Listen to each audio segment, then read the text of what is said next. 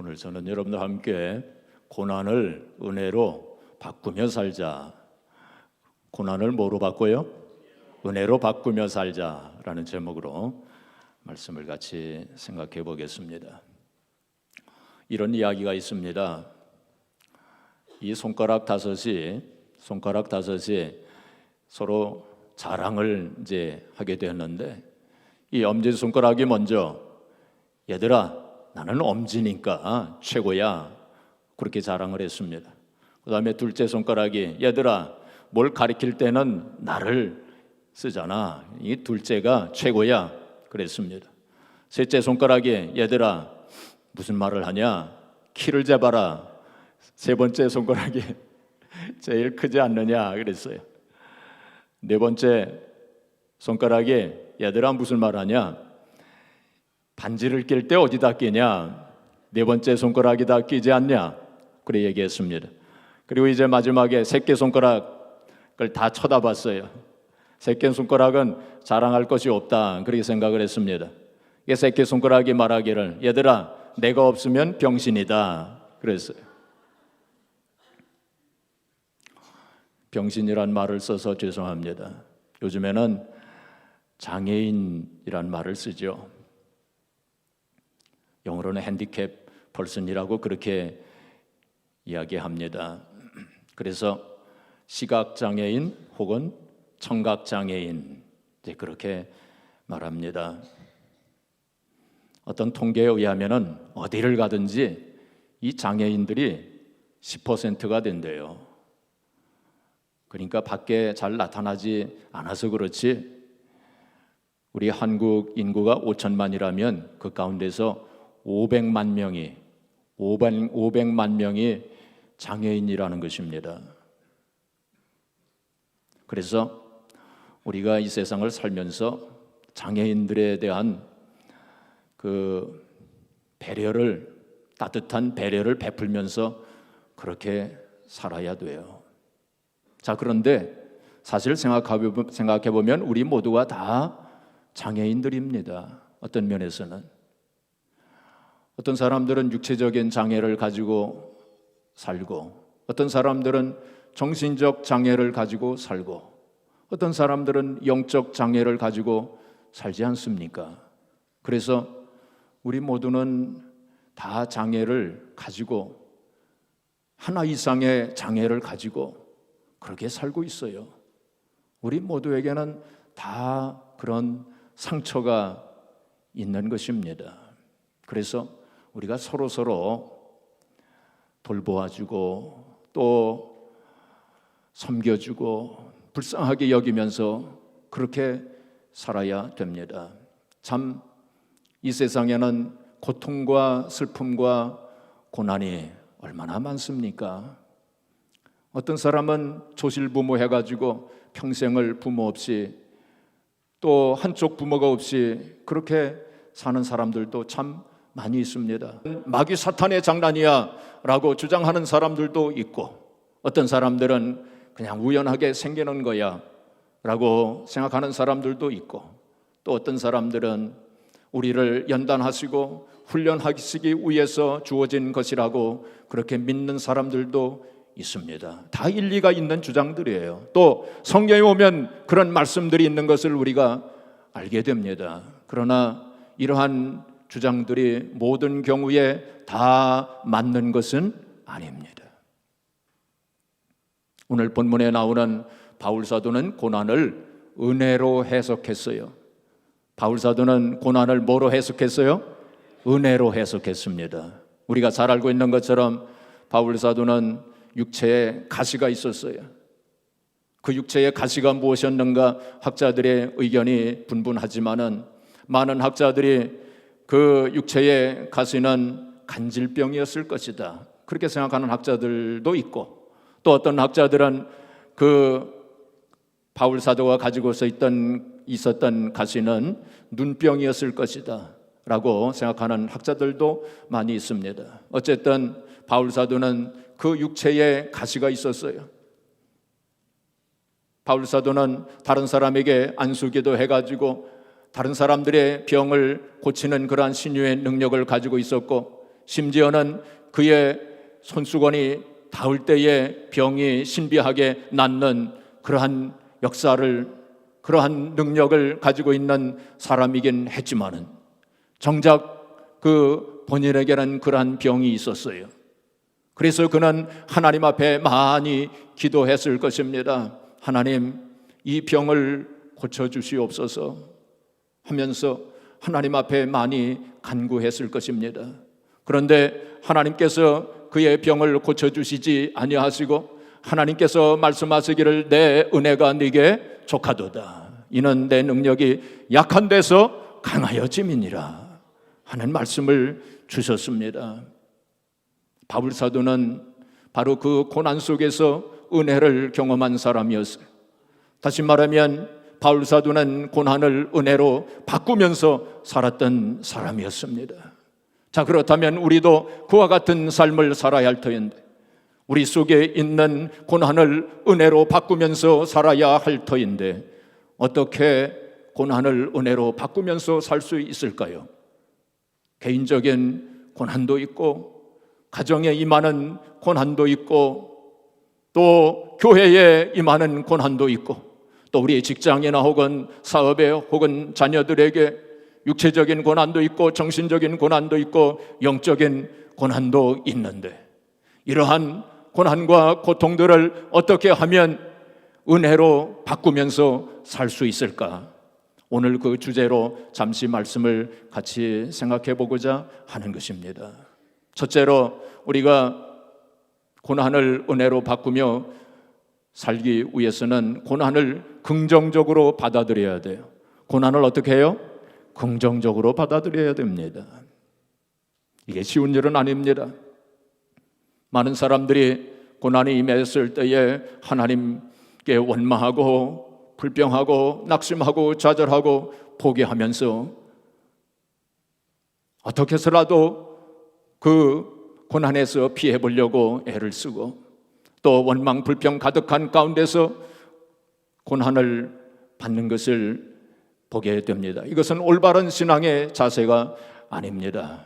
우리가 이 고난을 긍정적으로 받아들이는 그런 마음을 가져야 돼요. 심지어는 어떤 면에서는 고난이 맺을 때, 시련이 맺을 때 하나님께 감사하는 마음을 가져야 됩니다. 물론 우리가 하나님 앞에 기도해야 합니다. 이 고난에서 벗어나게 해달라고 하나님 앞에 기도해야 됩니다. 또 어떤 때는 우리의 죄를 생각하면서 하나님 앞에 철저하게 회개하는 마음을 가져야 됩니다. 또 어떤 때는 마귀 사탄과의 영적인 투쟁을 해야만 합니다. 그런데 이러한 과정을 통해서 하나님께서는 우리가 알지 못하는 더 좋은 것으로 주신다는 사실을 알아야 됩니다. 그렇기 때문에 우리의 마음속에 하나님 앞에 원망하고 불평하는 마음보다는 오히려 그러한 고난을 긍정적으로 받아들이는 그런 마음을 가져야 됩니다. 사랑하는 성도 여러분, 성공이 항상 좋은 것만은 아닙니다. 건강한 것이 항상 좋은 것만은 아닙니다. 우리가 성공할 때 보지 못하고 깨닫지 못하던 것들을 내가 실패하였을 때 보게 되고 깨닫는 경우를 우리가 많이 보게 되고 또 우리가 건강했을 때 보지 못하고 깨닫지 못했던 것들을 병들었을 때에 우리가 보게 되고 또 깨닫는 경우를 보게 됩니다. 우리가 고난의 때에 우리의 생각이 깊어지게 돼요. 고난의 때에 우리가 겸손하게 되어집니다. 고난의 때에 인생의 근본적인 문제를 성찰하게 돼요. 인생이 과연 무엇인가? 내가 무엇을 위해 살아야 하는가? 인생의 목적은 과연 무엇인가? 하는 근본적인 그런 질문들을 하게 되는 때가 바로 고난의 때예요. 그렇기 때문에 우리가 고난을 긍정적으로 받아들여야 됩니다. 옛날 함석헌 선생은 그런 이야기를 했습니다. 그런 시를 썼습니다. 고난은 죄를 씻어준다. 고난은 인생을 씻어 깨끗하게 한다. 고난은 인생을 깊게 만든다. 이마 위에 깊은 주름살이 갈 때 마음속에 깊은 지혜가 생기고, 살을 뚫는 상처가 깊을 때 영혼에서 솟아오르는 향기가 높다. 평면적 세속적 인생관을 가진 사람은 고난의 잔을 마셔보지 못했기 때문이다. 고난은 인생을 위대하게 만든다. 고난을 견뎌냄으로써 생명은 한 단계씩 진화한다.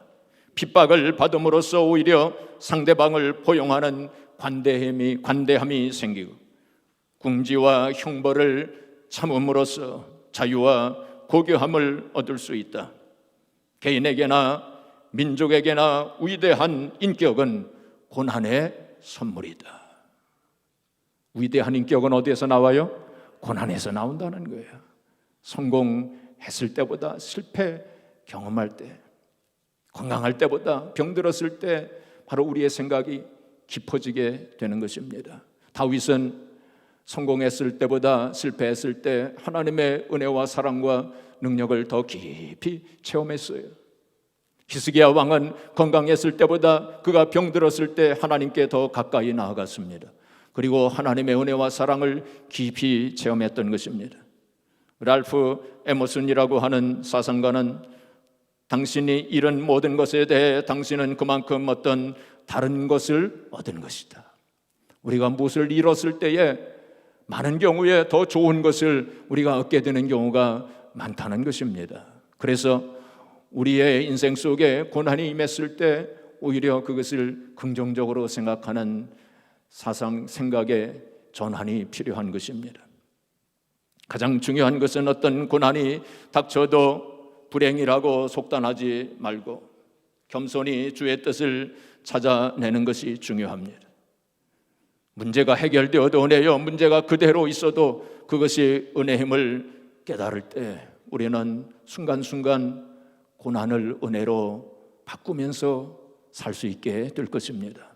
둘째로, 고난을 은혜로 바꾸기 위해서는 인생의 시련이 올 때 잠잠히 하나님의 은혜를 기다려야 합니다.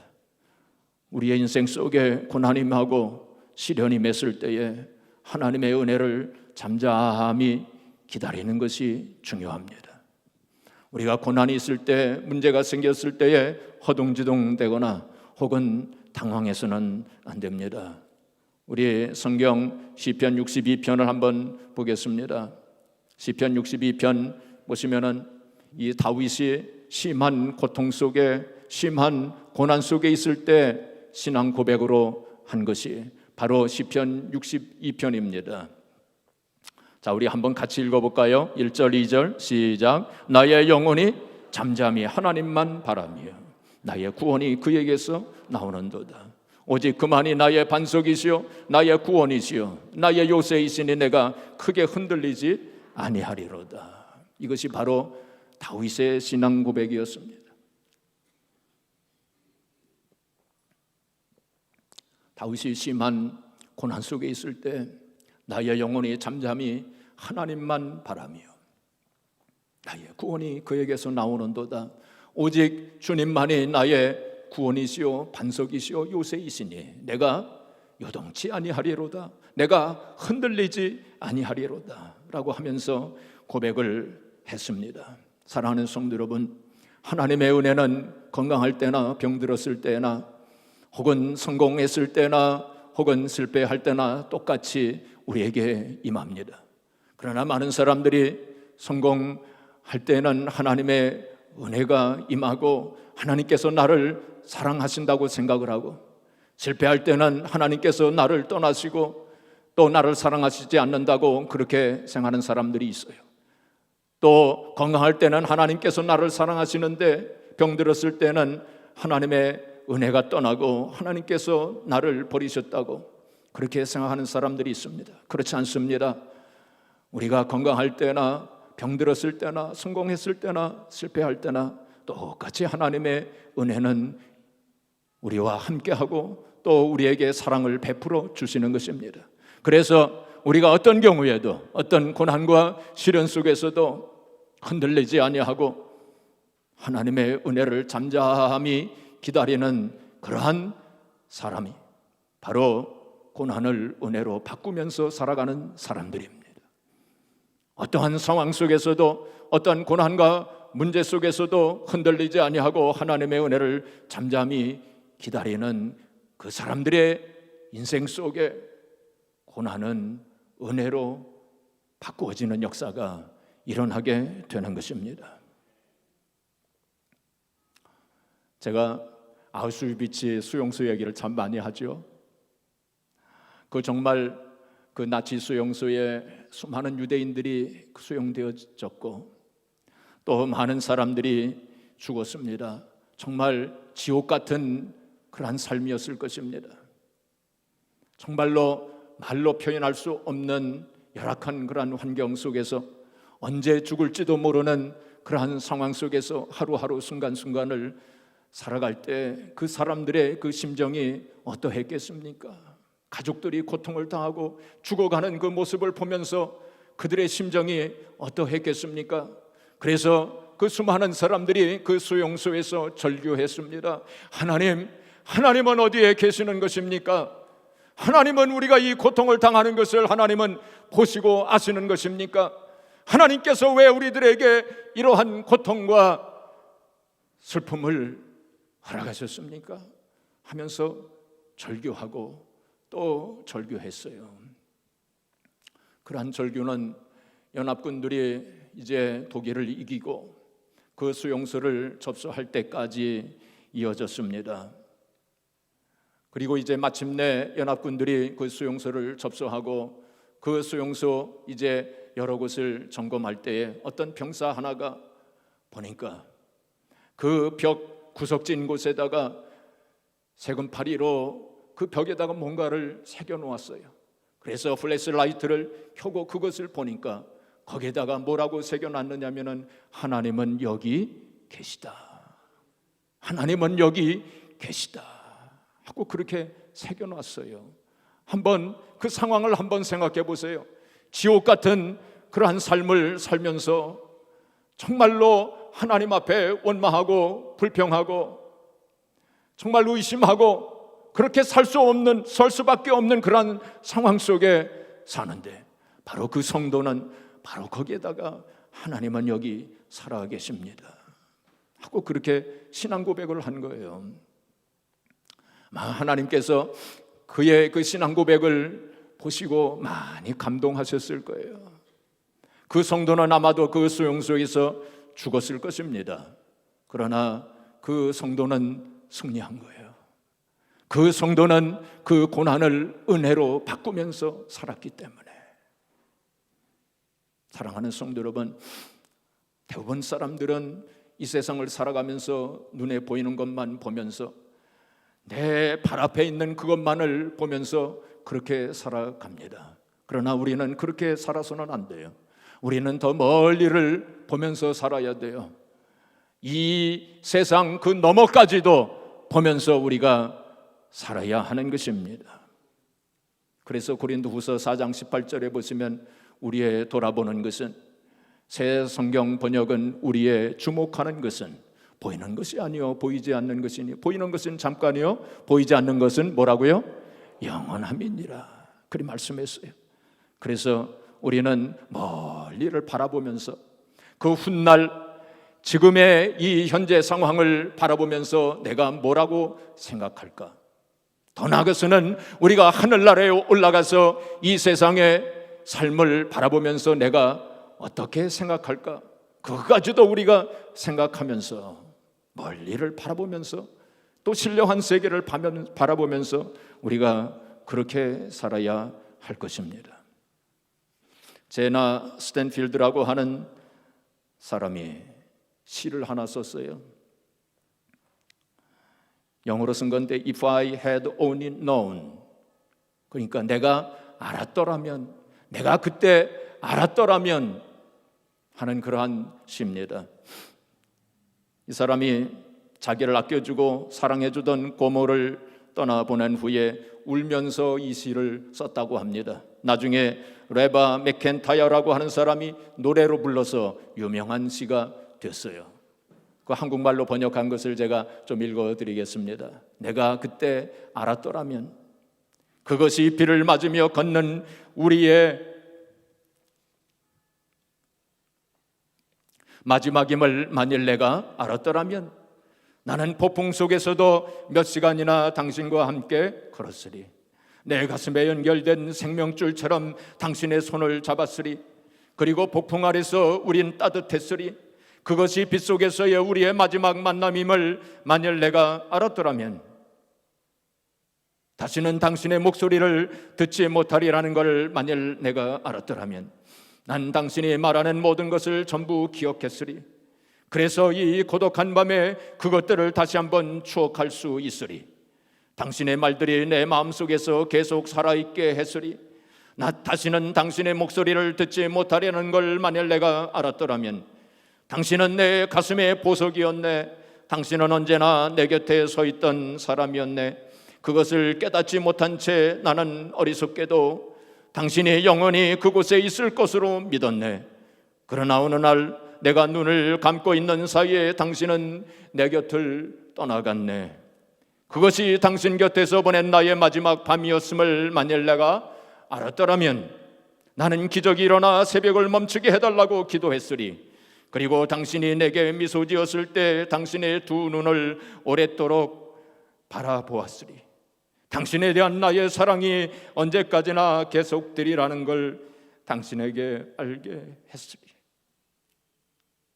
만일 내가 알았더라면, 만일 내가 알았더라면 내 사랑을 보여주었으리. 만일 내가 알았더라면, 만일 그때 내가 알았더라면 내가 그렇게 하지 않았을 터인데, 내가 만일 그때 알았더라면 그 사람에게 그렇게 하지 않았을 터인데. 사랑하는 성도 여러분, 우리의 인생은 참으로 너무나도 짧습니다. 우리 한국말에 있을 때 잘해 뭐 그런 말도 있지만은, 우리가 그 훗날, 먼 훗날 지금 현재의 삶을 되돌아보면서 내가 왜 그때 그랬을까? 내가 그때 알았더라면 내가 그때 그렇게 하지 않았을 터인데.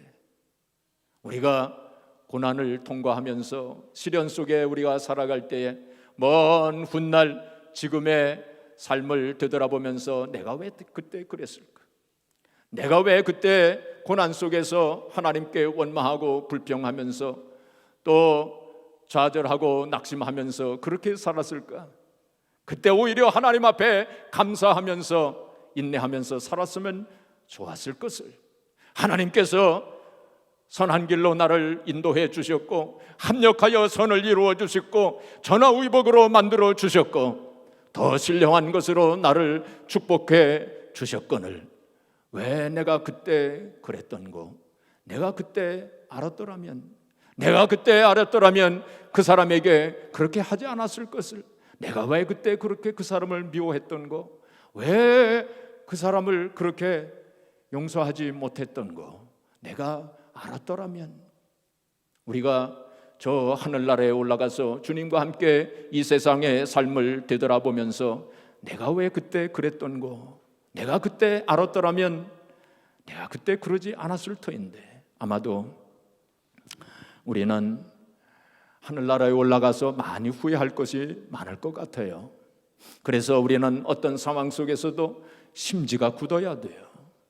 우리가 이사야서 26장 3절에 보시면 심지가 굳은 자를 하나님께서 평강으로 인도해 주신다고 그랬어요. 어떤 상황 속에서도 우리의 믿음의 심지가 굳어야 돼. 흔들리지 말아야 돼. 요동하지 말아야 돼. 잠잠히 하나님의 구원, 하나님의 은혜를 기다려야 돼. 바로 그러한 사람들이 고난을 은혜로 바꾸면서 살아가는 사람들이 될 것입니다. 마지막으로 인생의 고난에서 자기의 사명을 찾아야 할 것입니다. 인생의 고난에서 뭘 찾아요? 사명을 찾아야 돼요. 어떤 집사님이 그런 말을 했습니다. 목사님, 제가 아파 보니까 제가 아파 보니까 아픈 사람들의 심정을 알겠더라고요. 제가 아파 보니까 주님의 심정을 알겠더라고요. 목사님, 그래서 이제부터는 아픈 사람들 돌보면서, 그리고 불쌍한 사람, 어려운 사람들 돌보면서, 또 그들을 위로해 주면서 다른 사람들의 눈물을 씻겨주면서 살겠습니다 하고 그렇게 말하더라고요. 주님께서 얼마나 그 말을 기쁘게 받으셨을까요? 그 집사님은 고난 속에서 자기의 사명을 깨달은 사람입니다. 많은 사람들은 자기만을 위해서 살아요. 혹은 자기 가족만을 위해서 삽니다. 많은 사람들은 이 세상에 살면서 다른 사람들보다 더 많은 것을 소유하기 위해서, 혹은 더 많은 것을 누리기 위해서 그렇게 살아갑니다. 어떤 사람들은 이 세상에 살면서 더 많은 좋은 것을 좀 구경하기 위해서 그런 목적을 가지고 살아가는 사람들도 있고, 어떤 사람들은 다른 사람들보다 더 좋은 것, 더 맛있는 것을 먹기 위해서 또 그런 목적을 가지고 살아가는 사람들도 있어요. 많은 사람들이 더 좋은 자동차, 더 좋은 집을 갖기 위해서 그런 목적을 가지고 인생을 사는 그런 사람들도 있습니다. 어떤 사람들은 버킷리스트를 만들어 가지고 죽기 전에 내가 꼭 가봐야 할 곳, 죽기 전에 내가 꼭 먹어봐야 할 것, 죽기 전에 내가 꼭 해야 될 일 적어놓고 리스트를 적어놓고 하나하나씩 성취하는 것을 인생의 목적으로 삼고 살아가는 사람들도 있어요.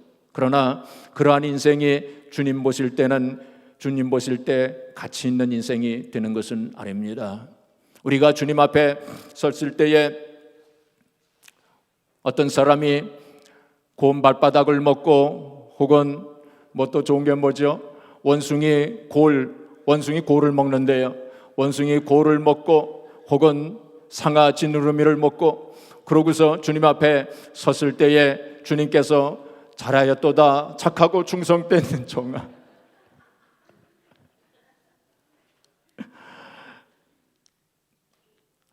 그렇게 칭찬하시겠어요?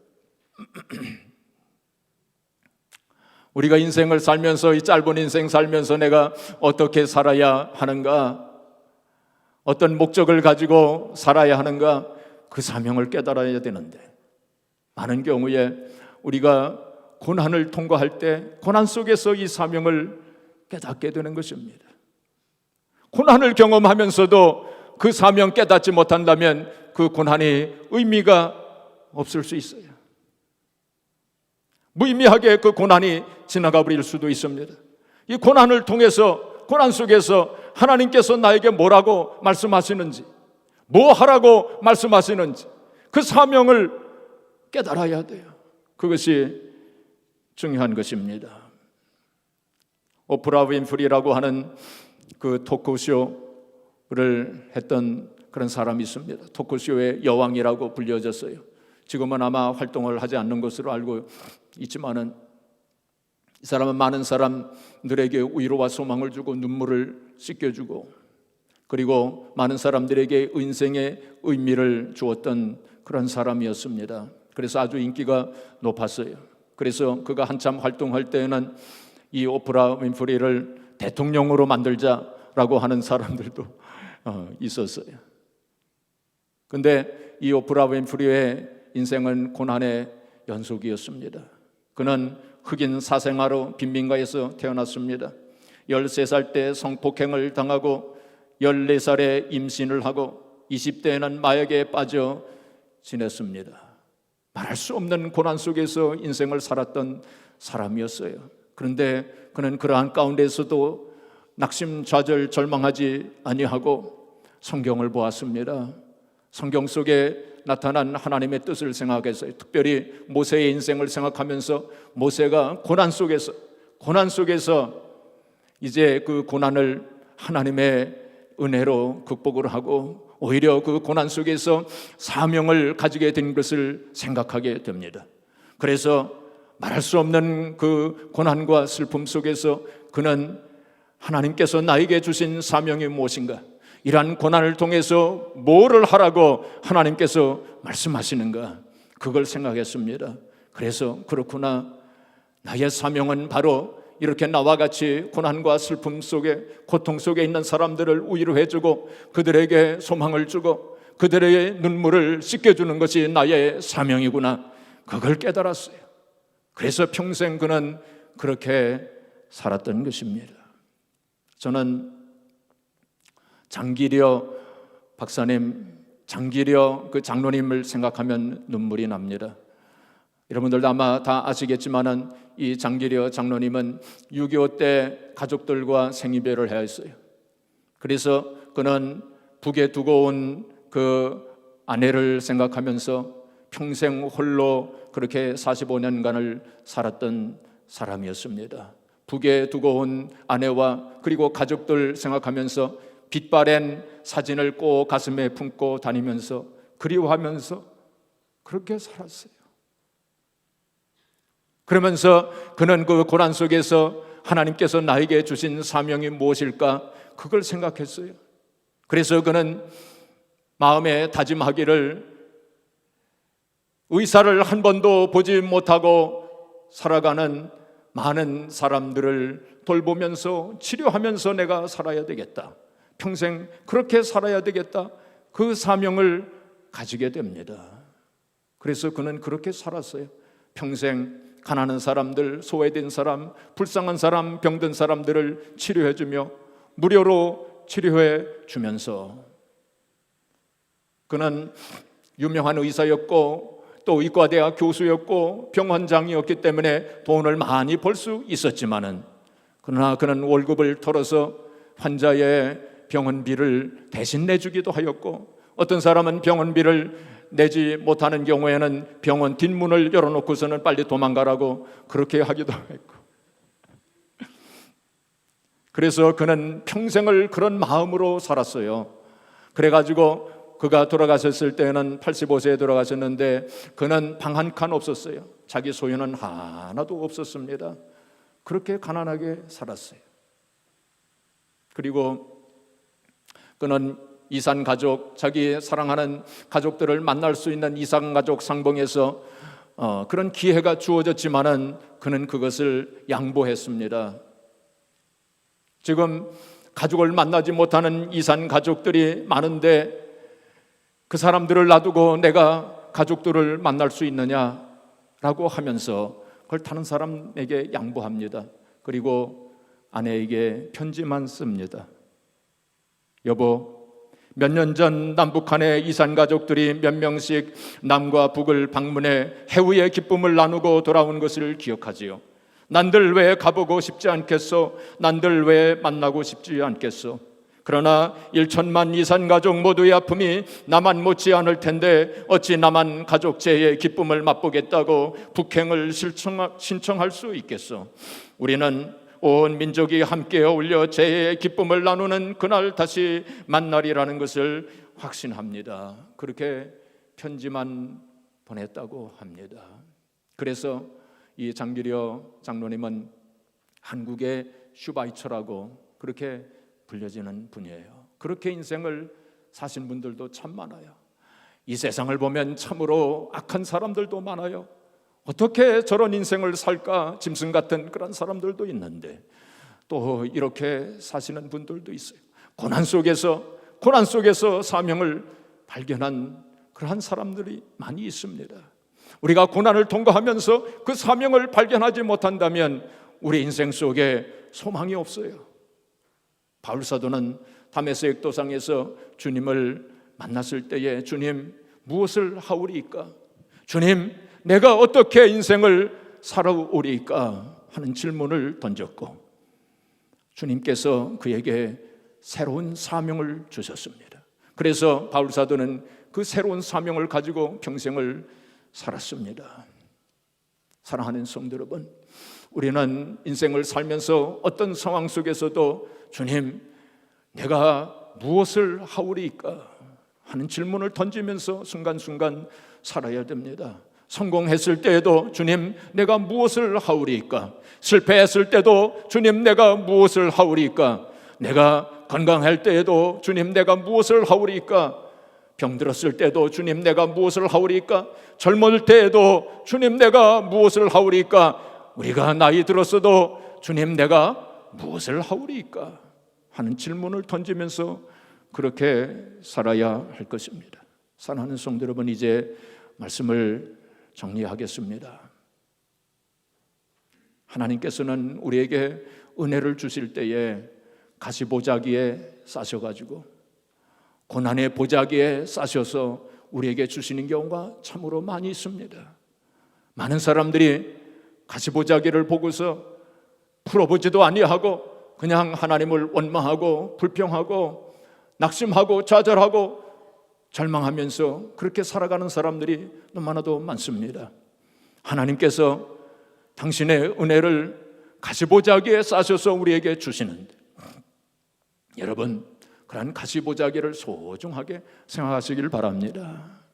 하나님께서 우리에게 주시는 그 고난의 보자기를 오히려 감사한 마음으로 받아들이시길 바랍니다. 그래서 이 고난을 긍정적인 눈으로 바라보고 이 고난 속에 담겨진 하나님의 뜻이 무엇인가, 이 고난 속에 담겨진 하나님의 뜻이 이루어질 수 있도록 기도하시고 또한 그 고난 속에서 하나님의 은혜를 잠잠히 기다리는 그러한 마음으로 고난 속에 담겨진 사명이 무엇인가, 하나님께서 나에게 뭘 하라고 이 고난을 주셨는가, 하나님께서 내가 어떻게 인생을 살라고 이러한 고난을 주셨는가 하는 그거를 생각하면서 순간순간 고난을 은혜로 바꾸시면서 그렇게 사시는 여러분들이 되시기를 주의 이름으로 축복합니다. 기회로 객으로는 고난이 없는 인생은 가치가 없고 또 무의미하다, 그런 말을 했어요. 우리가 고난을 새로운 관점으로 보는 영적인 안목이 열려져야 되겠습니다. 그래서 이 고난을 은혜로 바꾸면서 순간순간 사심으로 하나님 앞에 영광을 돌리고 또 하나님의 영광을 보는 저와 여러분들이 되어지기를 주님의 이름으로 축복합니다.